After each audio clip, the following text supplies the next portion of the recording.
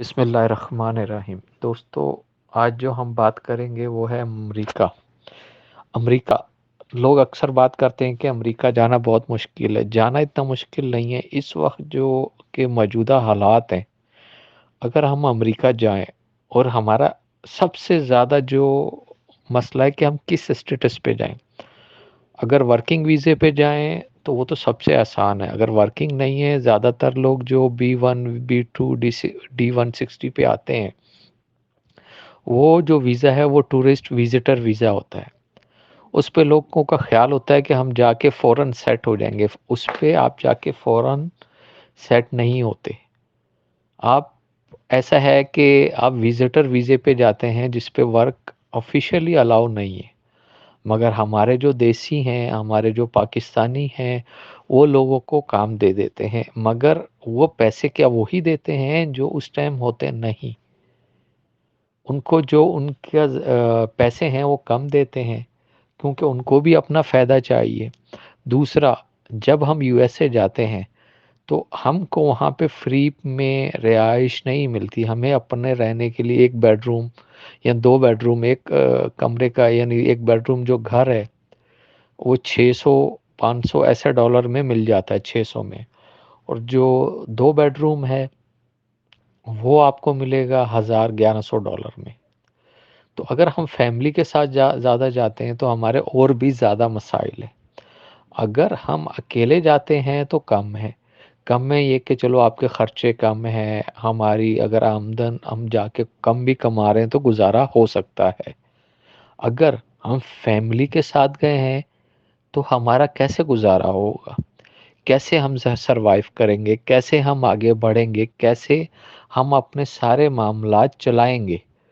تو اصل چیز یہ ہے کہ ہمیں کیسے آگے بڑھنا ہے، کیسے اپنے آپ کو ڈیولپ کرنا ہے، اپنے آپ کو مضبوط کرنا ہے، اور کیسے ہمیں ہر چیز کو بنانا ہے۔ جیسے کہ ایک فیملی اگر چلے جائے، اس کے ساتھ ایک میاں، ایک بیوی، 2 بچے ہیں، اگر ہم ایک بیڈ روم کا گھر لے لیتے ہیں، اس کا مہینے کا $600 کرایہ ہے۔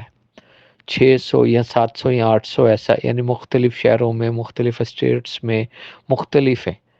تو یہ کرایہ تو ہمیں دینا ہی دینا ہے۔ اس کے بعد کھانے کا خرچہ، پھر اس کے بعد اپنا جو اسٹیٹس ہے اس کو مینٹیننس کے لیے کیس، ہر چیز کے لیے ہمیں پیسے کی بے انتہا ضرورت ہے۔ اگر ہم امریکہ آتے ہیں ٹورسٹ ویزے پہ، کہ ہم سوچتے ہیں کہ ہمیں جاتے ہی بہت اچھا کام مل جائے گا، آپ کو اچھا کام نہیں ملے گا۔ ہم کو ایسا کام ملے گا مزدور کا، یعنی کہ چھوٹے موٹے سٹوروں پہ، یعنی کنسٹرکشن کمپنی، یعنی جان پہچان، جان پہچان سے اور بغیر جان پہچان کے کم ملتا ہے۔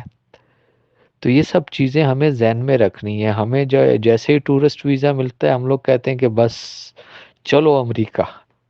تو یہ سب چیزیں ہم سوچ لیں۔ 4 لوگوں کا کھانے کا خرچہ آپ لگائیں، کم سے کم ایک جانے کا 200، تو 4 لوگوں کا 800، یعنی اگر آپ ایک فیملی ہیں تو تھوڑا اور کم ہو جائے گا، مگر ہمیں اپنے خرچے، ہر چیز کو سوچ سمجھ کے، ایسا نہیں آپ کہیں پہ بھی ہیں اپنی چیزیں ختم کریں چلو بھائی امریکہ، ایسا نہیں ہے۔